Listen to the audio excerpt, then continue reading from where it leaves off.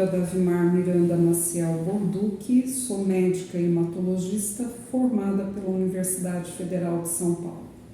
Atualmente, eu sou professora da instituição Centro Universitário da Faculdade de Medicina do ABC, na disciplina de Hematologia e Oncologia, e também sou coordenadora da Hematologia da Regional ABC da Oncologia DOR. Hoje vamos falar um pouquinho a respeito do Fevereiro Laranja, que está destinado a entender um pouco mais a respeito das leucemias.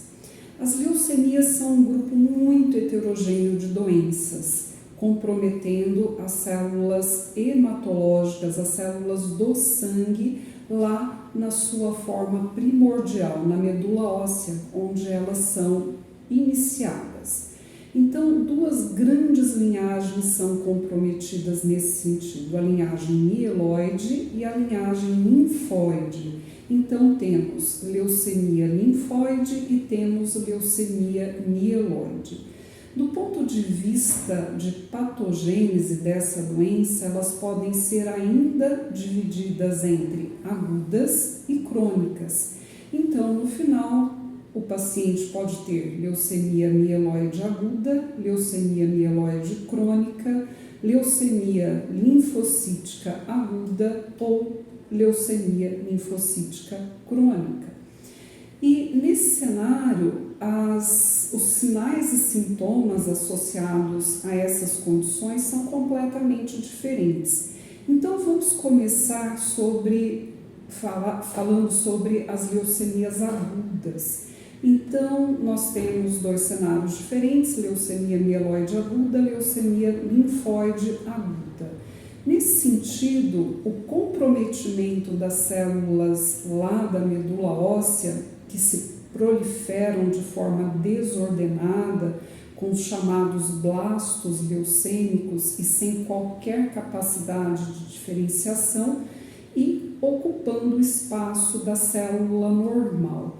Assim, o que a gente tem em associação a essas condições agudas? Falência medular.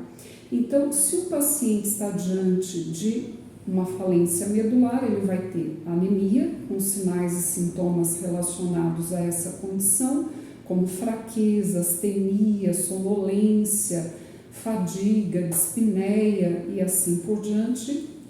E também o paciente vai ter alteração das células brancas, as células de defesa do nosso corpo, os leucócitos, e assim esse paciente está mais suscetível às infecções e com isso vem febre, vem queda do estado geral e muitas vezes então sinais inerentes a infecções.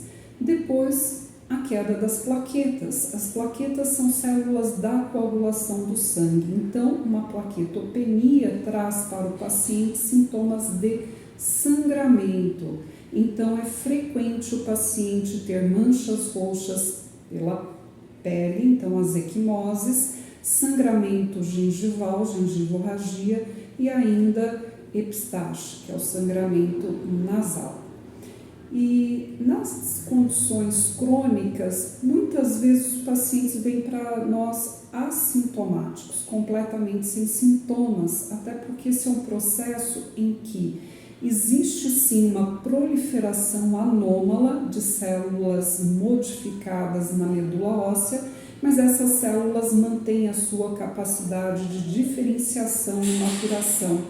Portanto, os sintomas inerentes a uma condição crônica são quase que inexistentes, então pacientes oligossintomáticos, muitas vezes o diagnóstico é feito através de uma alteração no exame de sangue, que o médico generalista ou até o médico não especialista é bem capaz de notar, de verificar. Muitas vezes o próprio paciente também nota, aqueles que são mais ligados a números vão verificar que os números estão fora dos valores de referência. Então, uma leucocitose com desvio escalonado até a esquerda, muitas vezes até blastos para as leucemias mieloides crônicas. E nas leucemias linfóides crônicas, apenas uma linfocitose, né? Um aumento do número de linfócitos, mas normalmente esse número é bastante importante, bem fora do normal,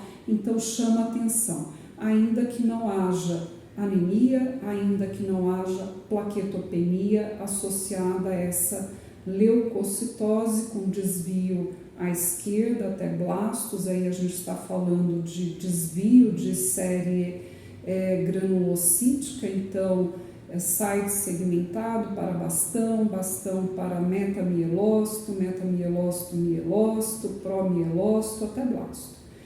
E não tem anemia, às vezes tem plaquetose, tem um aumento do número de plaquetas associado a essa condição. Muito bem, então, como eu disse lá no início, nós estamos diante de uma doença bastante heterogênea, uma doença em que a gente precisa tratar de imediato, como as leucemias agudas. A leucemia mieloide crônica também tem que ser tratada ao diagnóstico, existe terapia-alvo, terapia direcionada para essa condição, com um bom controle de doença. E as leucemias linfocíticas crônicas, esse é um cenário à parte, porque nem sempre eu preciso tratar uma leucemia linfóide crônica. Aliás, 1/3 desses pacientes jamais precisarão de qualquer tratamento. E 1/3 deles chegam para nós sem necessidade de tratamento e 1/3 precisa tratar já de início, porque nesse cenário a doença é pior que o tratamento. Então, vamos lá. Repetindo, nós temos 4 subtipos principais, não são os únicos, mas são os principais de leucemias. A leucemia mieloide aguda, a leucemia linfóide aguda, essas são as mais agressivas, as mais rápidas, que necessitam de intervenção imediata e necessitam de acompanhamento com a especialidade. Depois, a leucemia mieloide crônica, que são pacientes que caminham em direção a uma agressividade maior, é uma doença de fases, então o segredo é não deixar mudar de fase, tratar ao diagnóstico. E a leucemia linfocítica crônica, tudo pode, ou seja, pacientes que chegam para a gente com necessidade de tratamento imediato, pacientes que vão ser observados, pacientes que ao longo dessa observação vão necessitar de tratamento e pacientes que jamais necessitarão de qualquer intervenção. Então, esse é o cenário das leucemias, esse é o cenário daquilo que nós queremos chamar a atenção, e você, médico não especialista, não hematologista, esteja atento às alterações do hemograma. O hemograma é um exame muito simples, todo mundo pede, mas todo mundo tem que saber olhar, todo mundo tem que saber interpretar e valorizar as alterações que lá estão. E uma vez notando qualquer alteração, qualquer anormalidade, valores fora da referência, encaminhem o paciente para o hematologista assim que puderem. E, finalizando então, eu gostaria de agradecer muito a APM, na figura do Dr. Robson, que fez esse convite, que sempre é parceiro, que está sempre atento a todas as necessidades de conhecimento adicional. Isso é bastante importante, como vocês viram lá no início.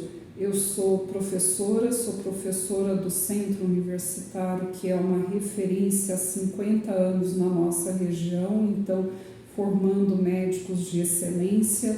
Lá eu também sou coordenadora da residência de hematologia. Enfim, nós estamos numa região com excelentes médicos hematologistas que com certeza conseguirão ajudá-los caso seja necessário. Então, a PM São Bernardo, muito obrigado pelo convite e eu espero estar com vocês logo mais em outro vídeo. Acessem, informem-se, é importante saber. O conhecimento hoje é o nosso maior bem e é o nosso maior diferencial.